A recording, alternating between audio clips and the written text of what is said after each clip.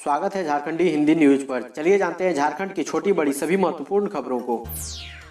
हेमंत सोरेन ने कहा, नई शिक्षा नीति निजीकरण एवं व्यापारीकरण को बढ़ावा दे रही है, अवसर की समानता के मौलिक अधिकार पर आघात होगा। राष्ट्रीय शिक्षा नीति 2020 पर मुख्यमंत्री हेमंत सोरेन ने कहा कि नई शिक्षा नीति निजीकरण एवं व्यापारीकरण को बढ़ावा दे रही है, यह अवसर की समानता के मौलिक अधिकार पर आघात होगा। उन्होंने कहा कि आजादी के बाद यह सिर्फ तीसरा मौका है जब शिक्षा नीति पर चर्चा हो रही है। मैं इस पहल के लिए केंद्र सरकार को बधाई देता हूँ। उन्होंने कहा कि भारत एक विविधता से भरा देश है, यहाँ विभिन्न राज्यों की जरूरतें अलग अलग है और जैसा कि शिक्षा संवर्ती सूची का विषय है, इससे बनाने में सभी राज्यों के साथ खुले मन से चर्चा होनी चाहिए थी, जिससे कोई राज्य इसे अपने ऊपर थोपा हुआ न माने। हेमंत सोरेन ने इस नीति को बनाने की प्रक्रिया में पारदर्शिता और परामर्श के अभाव की बात कही। मुख्यमंत्री ने कहा कि जब नीति बनाकर तैयार हो गई है तब केंद्र सरकार राज्यों के साथ इस पर चर्चा कर रही है। अच्छा होता कि इस पर पहले बात होती और सभी राज्य सक्रिय रूप से इसे बनाने में अपनी भागीदारी निभाते।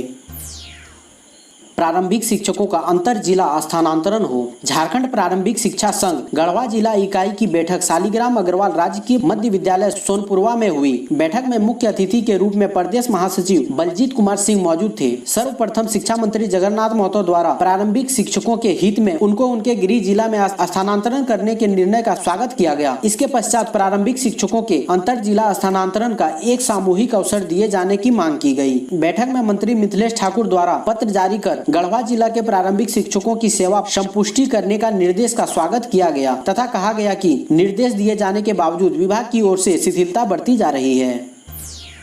रांची में समीरा एस और चक्रधरपुर में अभिजीत सिन्हा ने संभाला एसडीओ का कार्यभार। सोमवार को रांची सदर की नई एसडीओ सुश्री समीरा एस और पश्चिमी सिंहभूम जिला अंतर्गत चक्रधरपुर अनुमंडल के नए अनुमंडल पदाधिकारी के तौर पर अभिजीत सिन्हा ने पदभार ग्रहण किया। झारखंड के हेमंत सोरेन सरकार ने पिछले दिनों 7 IAS अफसरों सहित 27 अफसरों का तबादला विभिन्न अनुमंडल में अनुमंडल पदाधिकारी यानी एसडीओ के तौर पर किया था। राष्ट्रीय पोषण माह पर 3 दिवसीय प्रशिक्षण शुरू। स्थानीय कृषि विज्ञान केंद्र में सोमवार को आंगनबाड़ी सहिया व सेविकाओं का राष्ट्रीय पोषण माह पर 3 दिवसीय प्रशिक्षण का आयोजन किया गया, जिनकी शुरुआत वरीय वैज्ञानिक डॉक्टर रंजय कुमार सिंह ने दीप प्रज्वलित कर किया। मौके पर उपस्थित सेविकाओं को संबोधित करते हुए वरीय वैज्ञानिक ने कहा कि कुपोषण मुक्त भारत बनाने के लिए सितम्बर माह राष्ट्रीय पोषण माह के रूप में मनाया जा रहा है। इसके तहत सभी आंगनबाड़ी केंद्रों में पोषण के प्रति जागरूकता फैलाने के लिए विभिन्न प्रकार के कार्यक्रम का आयोजन किया जा रहा है। प्रशिक्षण में आंगनबाड़ी सेविकाओं को पोषण वाटिका का महत्व एवं किचन वेस्ट का उपयोग कर जैविक उर्वरक बनाने की विधि, महवार चतरा जिला के कृषि परिस्थिति में उगाए जाने वाले मुख्य सब्जी फसल, सब्जियों के उत्पादन तकनीक एवं प्रबंधन, पोषण वाटिका में उपयोग में लाई जाने वाली कृषि मुख्य यंत्र विषय पर प्रशिक्षण दिया गया। भाजपा अध्यक्ष जेपी नड्डा बोले, हेमंत सरकार है भ्रष्टाचार युक्त और विकास मुक्त। भाजपा के राष्ट्रीय अध्यक्ष जगत प्रकाश नड्डा ने प्रदेश की हेमंत सरकार पर तीखा हमला बोला है। उन्होंने कहा कि हेमंत सरकार भ्रष्टाचार में लिप्त है और विकास से इसका कोई नाता नहीं है। राज्य को भ्रष्टाचार युक्त और विकास मुक्त करने के एजेंडे पर यह सरकार काम कर रही है। नड्डा ने भाजपा के प्रदेश कार्य समिति की बैठक का उद्घाटन करते हुए ये बातें कही। वे दिल्ली स्थित भाजपा के केंद्र कार्यालय से ऑनलाइन प्रणाली के जरिए कार्य समिति सदस्यों को संबोधित कर रहे थे। भाजपा के राष्ट्रीय अध्यक्ष ने हेमंत सोरेन नीत राज्य सरकार को कमजोर और तुष्टीकरण करने वाला बताया। नड्डा ने कहा कि यह कमजोर सरकार झारखंड में नक्सलवाद को बढ़ावा दे रही है, विधि व्यवस्था चौपट हो गई है। हमें ऐसी भ्रष्ट सरकार की कर गुजारियों को जनता के बीच ले जाकर परिवर्तन का रास्ता तैयार करना है। विजय श्री हमारा इंतजार कर रही है।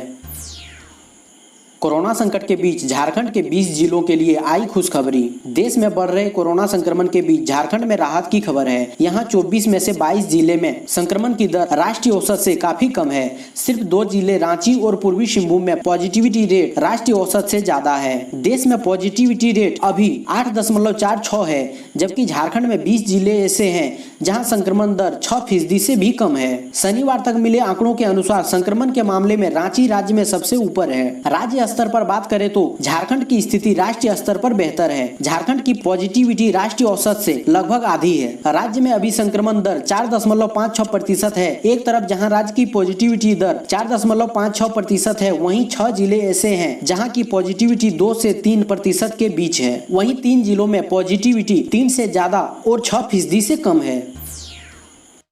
झारखंड के शहरों में महीने भर में बेरोजगारी हुई तिगुनी, जाने क्या पड़ रहा असर, आगे क्या होगा। झारखंड में शहरों की बेरोजगारी एक महीने में तिगुनी से भी अधिक हो गई है। जुलाई में प्रदेश के शहरों में 5.6% बेरोजगारी थी। अगस्त में यह बढ़कर 19.1% हो गई। Centre for monitoring of Indian economy के ताजा आंकड़ों से इसका खुलासा हुआ है। प्रदेश के शहरों में एक महीने के भीतर 13.5% बेरोजगारी का इजाफा हुआ है। इससे साफ है कि झारखंड में बंद रहे उद्योगों की मार रोजी रोटी पर पड़ने लगी है। अनलॉक की प्रक्रिया के कई चरण बीत जाने के बाद भी विभिन्न कारणों से आर्थिक चक्र के पूरे नहीं होने के कारण एक बार फिर से काम धंधों पर असर पड़ने लगा है। झारखंड में कोरोना मरीज 50,000 के पार, जाने कितने हुए स्वस्थ और कितने की गई जान। झारखंड में पिछले 24 घंटे में कोरोना के 1250 संक्रमित मिले, जबकि 1854 मरीज स्वस्थ हुए।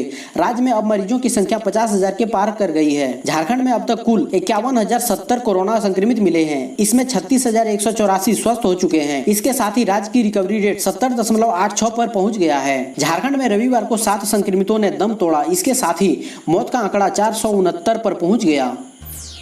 भवनों के लिए रेन वाटर हार्वेस्टिंग नहीं बनाया तो ये खबर आपके लिए है। नगर विकास विभाग ने 3000 वर्ग फुट या उससे अधिक वाले भवनों के लिए रेन वाटर हार्वेस्टिंग सिस्टम बनवाना शुरू कर दिया है। ऐसा नहीं करने पर भवन मालिकों से 1.5 गुना होल्डिंग टैक्स सख्ती से वसूलने का आदेश जारी किया गया है। नगर विकास विभाग द्वारा अधिसूचित झारखंड बिल्डिंग बायलॉज 2016 के अनुसार 3000 वर्ग फुट से ऊपर के भवनों में रेन वाटर हार्वेस्टिंग सिस्टम का इंतजाम करना जरूरी है। झारखंड नगर पालिका संपत्ति कर नियमावली 2014 में भी यह प्रावधान है। बता दें कि रेन वाटर हार्वेस्टिंग सिस्टम का इंतजाम अपने घरों में भवन मालिकों को खुद के खर्च पर करना होगा। झारखंड की फसलों में जिंक की कमी पाई गई।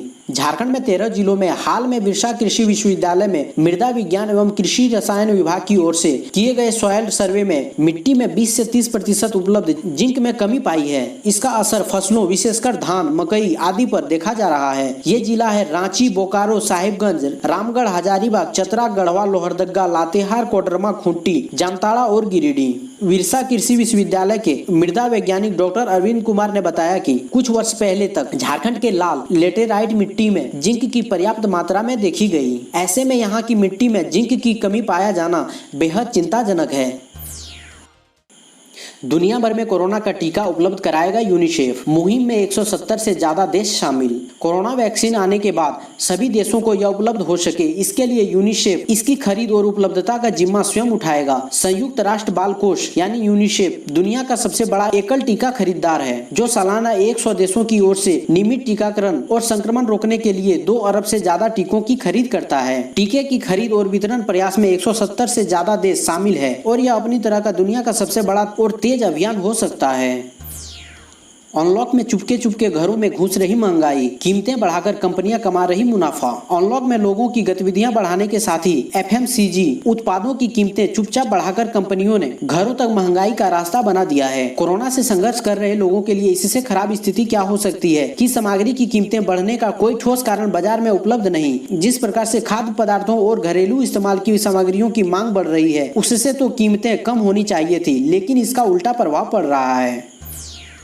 भारत को मिला अंतर्राष्ट्रीय समर्थन। चीन छोड़कर भारत आई एप्पल की 8 फैक्ट्रियां। लद्दाख में चीन की हिमाकत का जवाब देने के लिए भारत ने जो कुछ भी किया है, उसे अमेरिका, ब्रिटेन, जापान और ऑस्ट्रेलिया सहित सभी बड़े देशों का समर्थन मिला है। केंद्र मंत्री एवं बिहार के पटना साहिब से सांसद रविशंकर प्रसाद ने बिहारी एनआरआई से वीडियो कॉन्फ्रेंसिंग के जरिए बातचीत में कहा कि भारत मैन्युफैक्चरिंग का हब बन रहा है। एप्पल की 8 फैक्ट्रियां भी चीन छोड़कर भारत आ चुकी है। केंद्रीय मंत्री ने कहा कि चीन के खिलाफ प्रधानमंत्री नरेंद्र मोदी के साहसिक कदम को अमेरिका, ब्रिटेन, जापान और ऑस्ट्रेलिया ने समर्थन दिया है। उन्होंने कहा कि जब लद्दाख में चीन के साथ तनाव पैदा हुआ तो हमारे पीएम मजबूती से खड़े रहे और यह स्पष्ट कर दिया कि भारत अपनी संप्रभुता और क्षेत्रीय अखंडता से कभी कोई समझौता नहीं करेगा। भारत के इस साहसिक रुख को विश्व स्तर पर अमेरिका, ब्रिटेन और जापान का साथ मिला।